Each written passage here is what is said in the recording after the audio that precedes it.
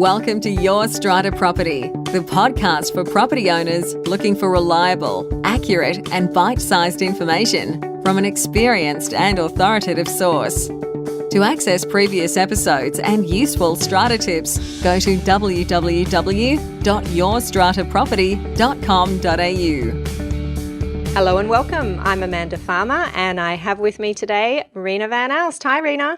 Hi, Amanda. How are you? I am very good, thank you. Lovely to have you with me. This is one of our Reena and Amanda in Conversation episodes. And how's your week been, Reena? Yeah, it's been pretty busy, which has been good. Yep. Yeah, so quite enjoying the pace now, but all good. Excellent. We've been busy too. We've had some litigation on, and certainly when lawyers are in court and you sort of have anywhere between 2-day, 5-day, sometimes 2-week hearings, you have to be fully focused on that particular case, and unfortunately it means that some other things start to back up. So now that we're moving into this part of the year, we've had a little bit of that going on, but that's okay. That's what we like, and keep it coming. Great. So what's been frustrating you this week, Reena? Yeah, so this week I actually had a prospective client who asked me what the provisions are relating to changing managing agents. And I sort of delved into what were the reasons that they were not happy with their current agent. Mm-hmm. And I actually know the firm quite well. They're a good company. But unfortunately, I think they've had just too many people servicing that particular scheme.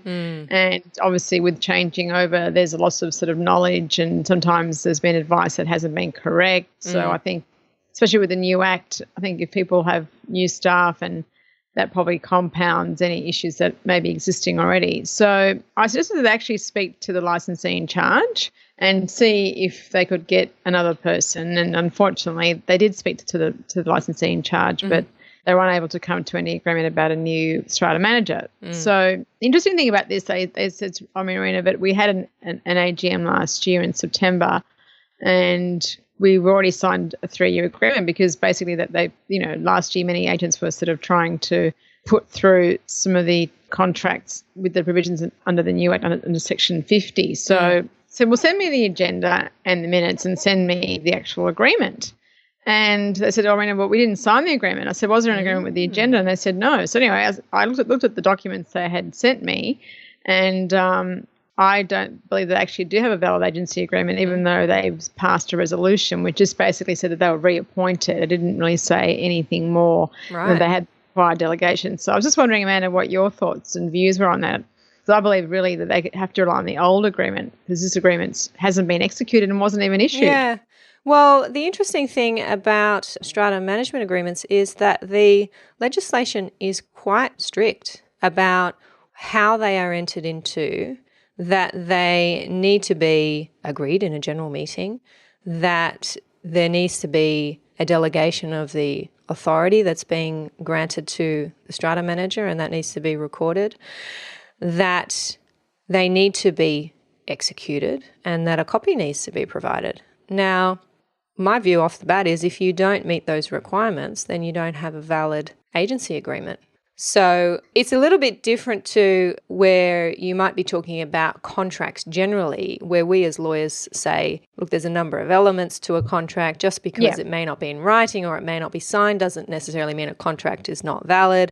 I take a different view with strata management agency agreements, because the legislation is so prescriptive. It has those conditions. If those conditions are not met, then it's quite likely that agreement's not valid. I'm with you on that one. Yeah, and I think also too, there's another provision about serving a copy on the owner's corporation within 48 hours of execution. So if it wasn't executed, then even that provision hasn't been complied with. So under the Property Stock and Business Agents Act. So I think there's been a twofold issue there. So it's certainly something I would recommend, though, that they do get specific advice on from a strata lawyer specific to their situation. Yeah. It's not something that there's a lot of money at stake for both sides, and it's not something that you want them to take on in their own hands, make assumptions and make the wrong call. So I think the first thing that I'm going to advise them to do is just to go back and say, well, we don't believe we have a valid agreement based on these points, and just see how they go. Because obviously if a relationship has broken down, maybe the agent might say, okay, let's just call it a day,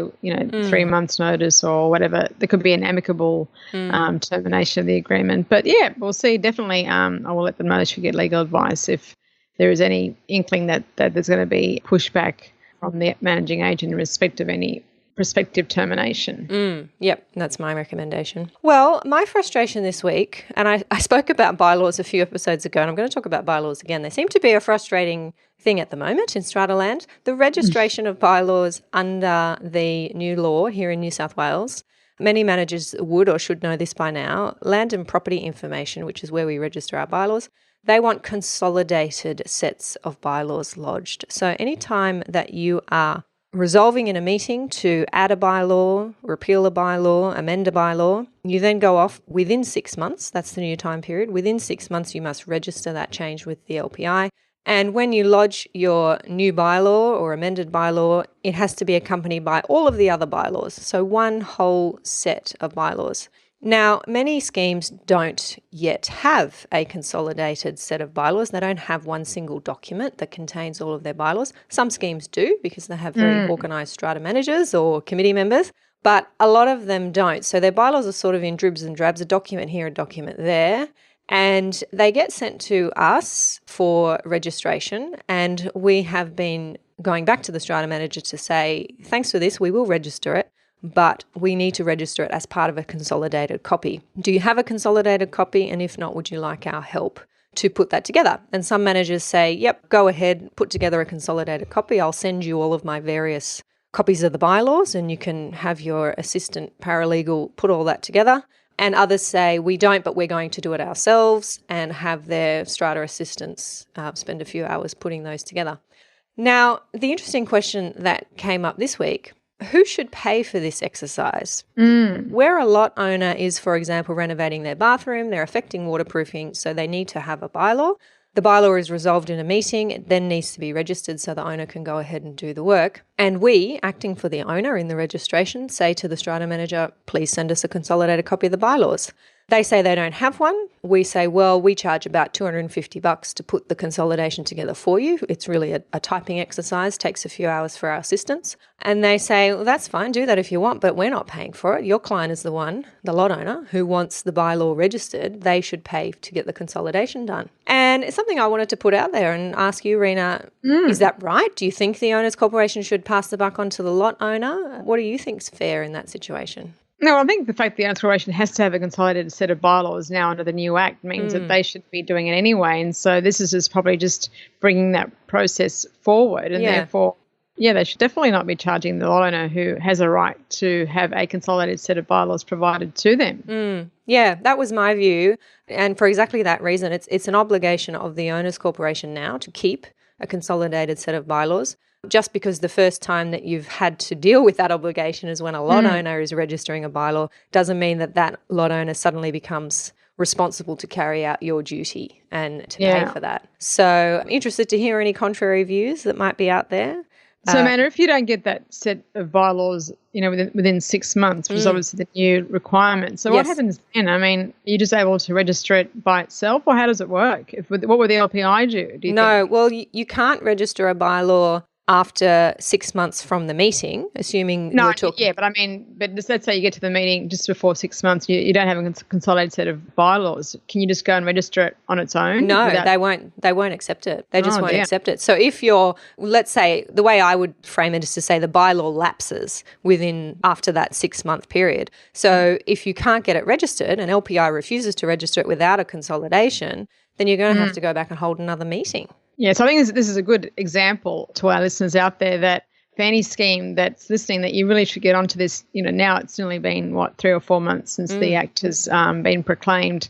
And I think a lot of us probably don't understand the importance of having a consolidated set of bylaws. So I think for people listening out there, managing agents and even strata committees, just make sure that this is undertaken. And as you said, there are lots of people that are doing it either themselves as managing agents, just charging at an admin hourly rate, or lawyers doing it, so I suppose whatever is the most time effective and value for money method should be undertaken. Sometimes I don't believe a managing agent probably has the resources, or you want to make sure that there's no mistakes as well, because if the bylaw has been omitted in the consolidation, that's another problem as well. If you've just given it to your junior typist in the office to do and you haven't checked it thoroughly, Yep. that could be an issue as well. So maybe getting professional people to do it is the way to go. It's a one-off thing anyway, so... Yes. As much as I don't like to put myself in the firing line, I do say at least if you've got a lawyer involved, you've got someone else to blame. Yeah, exactly. That's right. And I think one of the issues that's holding people up, committees in particular, from getting this done is that they know they have to review their bylaws by the 30th of November this year, so 12 months from the new legislation coming in. And we've had some committees say, oh, Amanda, I can't be bothered doing a consolidation because we're going to do a bylaw review and we'll sort it all out then. So they're waiting until they complete that process. And the message I want to send is, as you are, Reena, don't wait. Get your consolidations together. The fact that you want to do a review is not a legitimate excuse. It's not good enough for LPI. Go ahead and do those consolidations. It's a typing exercise for somebody. And don't pass the buck onto your lot owners. Not really a good look. Oh, yeah, definitely not the way to go. Okay, excellent. So what's gone well this week? What's your win, Reena? Well, I actually had an owner contact me about an exclusive use area issue that he has in his scheme. It's a block in the Northern Beaches. And basically, photos pretty much show that the area is adjacent to his lot and there's a fence. So really, it's common property, but no one else can access it. And unfortunately, the Owners Corporation granted the other lot owner on the other side of the block consent to have an exclusive use bylaw passed for him to, but there seems to be some change in ownership within that scheme since that time, and now the Owners Corporation and the New Strata Committee won't entertain that at all. So I've noticed that in the New Strata Living Handbook, there's actually a section in the mediation part where you can actually go to try and mediate this issue. So I sent this owner a copy of that sheet, of that part of the Strata Living Handbook, and I'm going to be working with him hopefully to be able to convince the Owners Corporation that, in a sense, there's nothing, like no one else can use the area, and at the moment it's totally unmaintained, grass is growing and it just looks terrible. So just going back to that Strata Living Handbook, is that the new handbook updated with the new New South Wales law? Yeah, and it's actually, I've got it here, it's actually page 42 for those that have a copy. And can you get it online or you order it? Yeah. Okay. I know, I've actually downloaded it online. Oh, so perfect. I'll get the link to that and make sure it's in the show notes. That's a really good handbook for our listeners. Yeah, and on page 42, which deals with common disputes, it says how to obtain exclusive use of common property, and then steps to resolve the issue. Number 1, submit a motion to the Secretary requesting exclusive use of common property. That's page 30.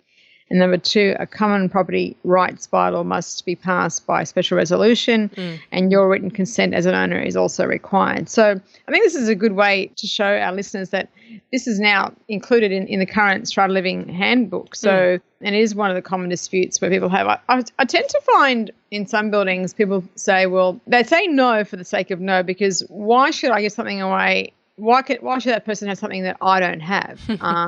And sometimes people on the ground floor do have courtyards or areas that are common property that, in a sense, no one else can use. You wouldn't want to use it because you're sort of right next to someone's property and you can sort of see people, sitting around in their apartments. But they just refuse to let anyone else have it. It's like, if I can't have it, why should you have something more than me? And even if people wanted to offer some sort of remuneration to the Owners Corporation, even though it's in terms of the value, what is the value to the Owners Corporation of that land that no one else can access? I don't think it's going to be that great. So I just think sometimes people have this mindset about not wanting to give away anything that they don't have, rather than thinking, well, it's not being maintained, no one else can use it, this person could use it, why not just grant them exclusive use, and they have to maintain it and undertake any repairs if necessary to that area. So this is something that hopefully we'll see how that goes. So I think that having it in that Strata Living Handbook has been a good thing because it helps to bring that issue to the forefront. Yeah, definitely.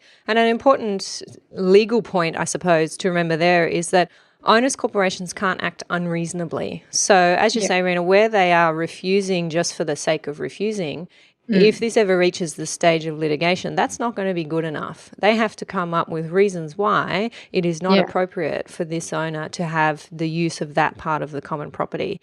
And unless they have those reasons, and those reasons are logical and convincing, then it's quite likely, I think, that the tribunal would order a bylaw, a common property rights bylaw, granting use of the common property to this owner should be made. Yeah, I believe that would be the case also, man. And I've actually seen pictures of the area, and no one can get to it, and the grass is knee high, so something should be done about it anyway. Even they should be maintaining that area at the moment while that area is still deemed to be common property, and the Strata Committee is refusing to do that also. So it's, I think, a two-edged sword. In this case, it's refusing to maintain common property and also not allowing the owner, without any valid reasons, to have exclusive use of that area. Yep, sounds like a good argument. Keep us posted on that one. Yeah. All right, well, my win for this week, this one's a little bit of a personal one, but I want to share it with the listeners because I think it will resonate with some of our Strata Manager listeners out there. I was contacted directly by a Strata Manager this week, and let's say, we'll call her Sandra, we'll protect her identity, of course. And Sandra is a Strata Manager in regional New South Wales. She listens to the podcast and she's also a member of the YSP online community. And she has what sounds like a booming strata management business. She's on her own. She doesn't have any staff yet anyway. And she is really struggling to keep up with the work, to keep up with the new work that's coming in, the requests that she gets from her clients, from her committees, especially now that the new laws are in place in New South Wales and she's trying to keep on top of what all the changes are. Now, she contacted me knowing that I have been in the sector for a significant amount of time. I am very much an advocate for women and for women in business. And she wanted to know if I had any advice on how to work smarter, not harder. And we ended up having a telephone conversation. And first, I congratulated her for reaching out. And that was a wonderful first step because she was really at the end of her tether. She was saying to me, look, Amanda, I think I should sell and I should get out and it might be time for retirement. And I said, no, don't do that. Never take those steps when you're in that kind of frame of mind. You've done the right thing by reaching out. And I think what you're probably suffering from is some isolation, not having those contacts that we might have in the big cities, not having those other women, other people to network with, to share your experiences with. And what I was able to do was to point her in the direction of some like-minded business people who she can turn to for support, somewhere where she might be able to find a mentor, somewhere where she might be able to employ a consultant who can come in and put some systems in place in her business, some procedures, let her know what kind of software she should be using specific to Strata. And I'm sharing this because I think it is a common frustration for overworked Strata managers that they just don't know or can't see how they can get on top of it all. And I think just reaching out and talking to friends, colleagues, others in the industry and discovering that there are others out there experiencing just the same frustration, the same stress, that can go a lot of the way to making you feel better and getting some direction as to where to go to solve your problems. And I think when you're in a regional area, those problems are all the more stark. So my message here is don't forget to ask for help when you need it, preferably before you need it. Those who are the most successful in life, I think, plan for problem periods, and so that when they come up, then they're not all too difficult to deal with. So a special congratulations to that particular listener for reaching out, and I hope all is going well. Yeah, I think it can be quite overwhelming when you're in business because there are so many different facets to running a business. And I think a lot of people perhaps embark on it without sort of knowing the ins and outs of everything. So I think professional help is a good way to go, Amanda, and perhaps getting some part-time staff just to alleviate the load might be good for all those administrative tasks. Once she's got the procedures in place that are put in by the consultant, that will, I think, help a lot with stress, I think. Yeah, and it's that real key to working smarter, not harder. Sometimes you have to slow down before you can speed up. So she does need staff, and it was the first thing that I recommended. Just get an assistant who can delegate these particular roles to that she was struggling with, which were classic for an assistant to take on. And she said, oh, but I don't have the time. I don't have the time to find the right person and to interview. And I said, well, that kind of thing, you just have to make the time. So stepping back and doing that planning, and it's nerve-wracking because you've got to take time away from the business to do those kinds of things, but the results that you then have once you put those systems in place will just be exponential. Yeah, and I think also people don't understand the effects of stress on the body. Oh, yes. So sometimes you think that you may be, going plain sailing, but the damage to your body in terms of stress is something that perhaps won't be seen for years to come. And by that time, because basically what happens with stress is that your body's in that flight and fight mode constantly. Cortisol is being released from your adrenal glands, and unfortunately, when there's no, and the parts of the brain that deal with that, which is the prefrontal cortex, pretty much.